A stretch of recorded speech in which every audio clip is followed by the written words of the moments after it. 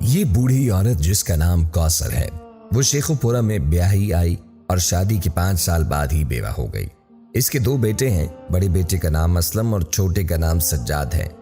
हर माँ की तरह कौसर की भी यही ख्वाहिश थी कि उसके बच्चे पढ़ लिख कर बड़े आदमी बने, लेकिन शौहर के बाद कौसर का कोई आसरा न था। इसीलिए शौहर के कमाए हुए पैसों की जमा पूंजी ज्यादा देर न निकाल सकी। इसीलिए कौसर ने काम करने का फैसला किया, लेकिन कहीं काम न मिल सका। इसीलिए कौसर ने लोगों के घरों में काम करना शुरू किया, क्योंकि बच्चों को पालना भी था और स्कूल भी दाखिल करवाना। कौसर ने अपने बच्चों को गवर्नमेंट स्कूल में दाखिल करवा दिया। सुबह अपने बच्चों को स्कूल भेजकर खुद वो काम करने चली जाती। बस इसी तरह सूखी रोटी खाकर कौसर गुजर बसर करती रही और वक्त गुजरता चला गया। कौसर के दोनों बेटे जवान हो गए। असलम और सज्जाद किसी के पास मजदूरी करने चले जाते और माँ का काम भी उन्होंने छुड़वा दिया। माँ अब घर में रहकर अपने बच्चों की राह तकती जो सुबह के गए हुए रात को घर लौटते। कौसर अपने बच्चों को देखकर बहुत खुश हो जाती, लेकिन कौसर के लिए ये खुशहाली का वक्त ज्यादा देर ना रहा। कौसर ने अपने दोनों बेटों असलम और सज्जाद की शादी कर दी।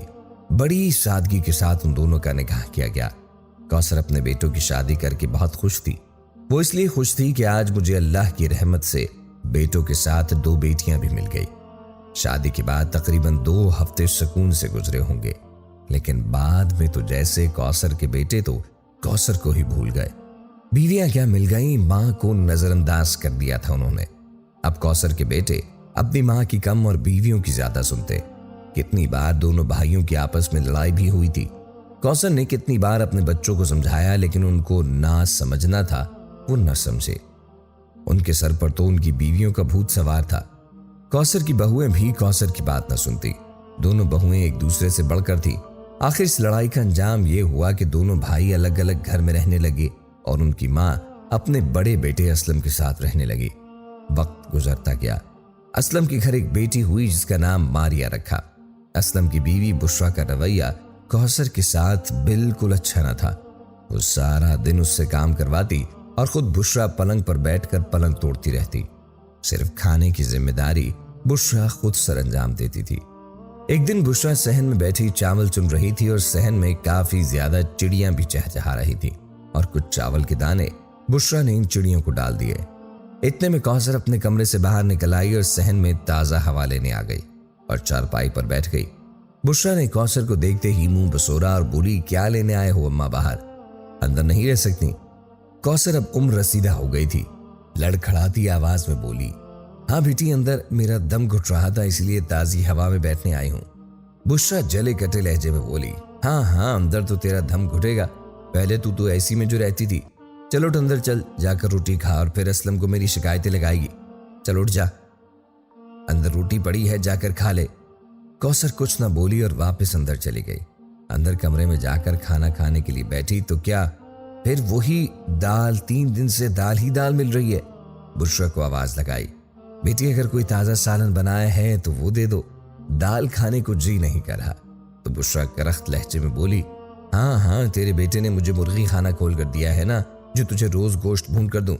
लेकिन कौसर ने अल्लाह का शुक्र अदा किया और दाल रोटी पर गुजारा किया। बुशरा सारा दिन कौसर से काम करवाती और सिर्फ एक वक्त की रोटी खाने को देती, जिसकी वजह से कौसर बीमार रहने लगी थी और असलम ने कभी अपनी माँ की खबर न ली थी। वो एक कमरे में अकेली पड़ी रहती। दोपहर के वक्त जब बुशरा की बेटी स्कूल से आई तो रोटी मांगने लगी। बुशरा ने अपनी बेटी मारिया को ताजा सालन और साथ चावल दिए तो कौसर को बहुत गुस्सा आया। कौसर बोली, तुम तो कह रही थी कि कोई और सालन ना है, तो फिर ये कहां से आया है? बुशरा बोली, ये जहां से मर्जी आया हो, मैंने क्या तेरा ठेका उठाया है? मुफ्त की बस रोटियां तोड़नी आती हैं तुझे। ये बात सुनकर कौसर की आंखों में आंसू आ गए। इतने में कौसर का छोटा बेटा सज्जाद आया जो ये सब सुन रहा था। अपनी माँ को बोला, चलो हाँ, तुम मेरे साथ चलो, यहाँ मत रहो, मेरे साथ मेरे घर में रहो। सज्जाद अपनी माँ को लेकर घर आ गया। जब सज्जाद की बीवी नादिया ने देखा कि सज्जाद अपनी माँ को घर ले आया है, 2 दिन तो उसका रवैया अपनी सास कौसर के साथ ठीक रहा, लेकिन बाद में नादिया भी अपनी सास कौसर को बातें सुनाने में कोई कसर न छोड़ती। ये कौन सी बुशरा से कम थी, बल्कि बुशरा से 2 हाथ आगे ही थी। नादिया हर वक्त यही कहती, आ गई हो, पता नहीं क्या कारनामा सर अंजाम दिया जो असलम ने तुझे घर से निकाल दिया। उधर अब क्या मेरा घर बर्बाद करना है? सज्जाद जब अपनी बीवी की ये बातें सुनता तो कहता, बस करो नादिया, वो मेरी माँ है। नादिया कहती, मैं क्या करूं, तेरी माँ है, या तो तू अपनी माँ को रख ले या फिर मुझे रख ले। सज्जाद कहता, नहीं नहीं, तू कहीं ना जा, मैं माँ को समझाता हूँ। माँ को कहता कि माँ, क्या तुम नादिया को हर वक्त सुनाती रहती हो? ऐसा मत क्या करो। कौसर कहती, अरे बेटा, मैं कहाँ सारा दिन तेरी बीवी को सुनाती हूँ, बल्कि मेरा जीना इसने मुहाल क्या हुआ है। एक कोने में पड़ी रहती हूँ, फिर भी मुझे बातें करने से तेरी बीवी बाज नहीं आती। कौसर बूढ़ी हो चुकी थी, अब मजीद बातें सुनने की इसमें कोई सकत मौजूद न थी। एक दिन कौसर घर से निकली और आंखों में आंसू लिए परेशानी की हालत में कहीं बाहर जाकर बैठ गई। लोगों ने समझा कि शायद कोई भिखारी है। लोगों ने कौसर की झोली में पैसे फेंकने शुरू कर दिए। कौसर ये देखकर शान हो गई और वापस घर आ गई। पैसे हाथ में लिए जब घर आई तो सज्जाद घर आया। उसने अपनी बीवी से पूछा, आज क्या बनाया है? तो नादिया कहने लगी, हाँ, तुम नोटों का ढेर देकर गए थे ना, मैं जो कुछ पकाती। सज्जाद ने कहा, क्या करूं, काम कोई है नहीं तो फिर पैसे कहां से लाऊं? सज्जाद की माँ कौसर के हाथ में पैसे थे। वो पैसे उसने अपने बेटे को दिए और कहा, जाकर पकाने के लिए कुछ ले आ। जब सज्जाद ने पैसे देखे तो उसकी आंखें खुल गईं। तकरीबन 300 रुपए के करीब पैसे थे। कौसर अब रोज बाहर जाकर बैठती और रोज पैसे घर लाने लगी। अब सज्जाद की बीवी नादिया कौसर की कुछ इज्जत करने लगी थी। अब कम से कम उसे रोटी पर कोई ताना न मिलता था। एक दिन बुशरा, असलम की बीवी, नादिया के घर किसी काम से आई। उसने अपनी सास को भीख मांगते देखा तो उसने जाकर असलम को कहा कि सारी उम्र खिदमत कर करके हम मर गए और अम्मा का पैसा कोई और खा जाए, ये कहाँ का इंसाफ है? असलम कहने लगा, किसकी बात कर रही हो? तो बुशरा कहने लगी, नादिया और सज्जाद तेरी अम्मा की कमाई खा रहे हैं। आज मैं नादिया के घर गई तो मैंने तेरी अम्मा को देखा, वो मुंह नीचे करके बैठी थी और लोग उसकी झोली में पैसे फेंक रहे थे। और अब तेरा भाई और भाभी दोनों अम्मा की कमाई खा रहे हैं और उनके घर के हालात भी ठीक हो गए। अरे असलम, तू जा, अम्मा को घर ले आ।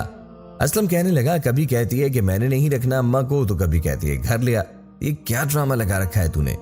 बुशरा कहने लगी, अच्छा तो अम्मा के पैसों पर सिर्फ सज्जाद का हक है, तेरा कोई हक नहीं?